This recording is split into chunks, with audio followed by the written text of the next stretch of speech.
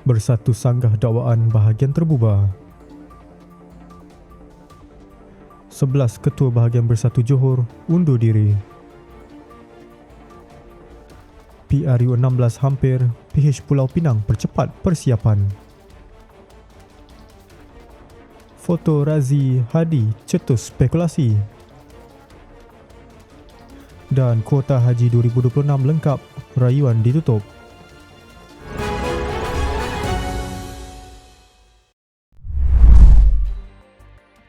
Parti Pribumi Bersatu Malaysia menolak dakwaan bahawa beberapa bahagiannya terbubar susulan peletakan jawatan ahli jawatankuasa. Setiausaha Agongnya Muhammad Azmin Ali menyifatkan kenyataan dan pautan media sosial yang mendakwa pembubaran Bersatu Larut, Lembah Pantai, Kepala Batas dan Tanjung sebagai tidak berasas serta bercanggah dengan perlembagaan parti. Beliau menjelaskan perlembagaan Bersatu tidak memberi kuasa kepada mana-mana ahli termasuk ketua bahagian untuk membubarkan bahagian, sambil menegaskan dakwaan tersebut merupakan tindakan terdesak segelintir individu yang didakwa berniat menjejaskan imej dan kestabilan parti. Azmin turut mengesahkan keempat-empat bahagian berkenaan masih wujud mengikut perlembagaan parti dan Majlis Pimpinan Tertinggi akan menentukan tindakan selanjutnya berdasarkan peruntukan sedia ada.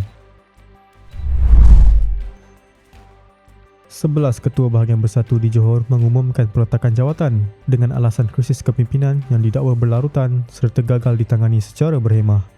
Bahagian terlibat ialah Pontian, Simpang Renggam, Sembrong, Mersing, Johor Bahru, Pengerang, Labis, Tanjung Piai, Seri Gading, Ledang dan Pulai.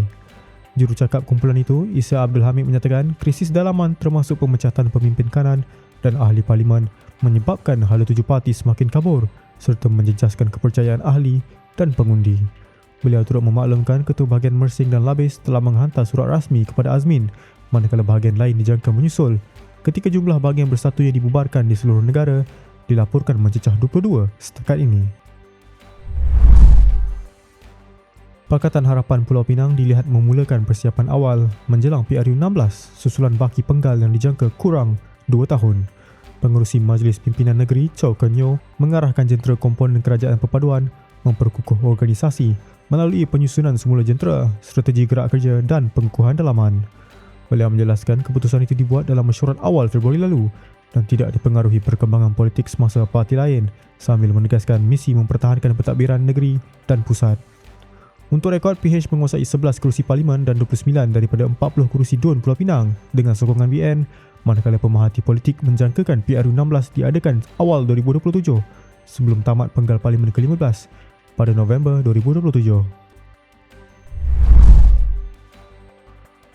Muhammad Razi Majidin yang baru dilantik menjalankan tugas Timbalan Presiden Bersatu berkongsi foto pertemuannya dengan Presiden PAS Abdul Hadi Awang. Turut kelihatan dalam gambar tersebut ialah Taqiyuddin Hassan, Muhammad Syahir C. Sulaiman dan Datuk Razali Idris, namun lokasi serta perincian perbincangan tidak didedahkan. Razi hanya menulis kapsion ringkas menyatakan kesyukuran manakala Razali turut memaknai hantaran pendek di media sosial. Terdahulu, Mesyuarat Khas Majlis Pimpinan Tertinggi Bersatu melantik Razi bersama Ahmad Faizal Azumu bagi menjalankan tugas Timbalan Presiden yang menurut Presiden Muhyiddin Yassin merupakan langkah terbaik untuk memulihkan perpaduan dan memperkukuh parti menjelang PRU 16. Lembaga Tabung Haji memaklumkan kuota haji 1447 Hijrah bersamaan 2026 Masihi seramai 31,600 jemaah telah dipenuhi sepenuhnya dan permohonan rayuan ditutup bermula 1 Ramadan. Pengarah urusan kumpulan dan ketua pegawai eksekutifnya, Mustaqim Muhammad, menyatakan proses tawaran kali ini lebih lancar hasil penambahbaikan termasuk peringatan awal kepada bakal jemaah. Beliau memaklumkan kadar penangguhan menurun kepada sekitar 18% berbanding kira-kira 50% musim lalu, manakala 85,000 permohonan rayuan diterima dan akan terus dipertimbangkan jika dikemukakan sebelum tarikh tutup.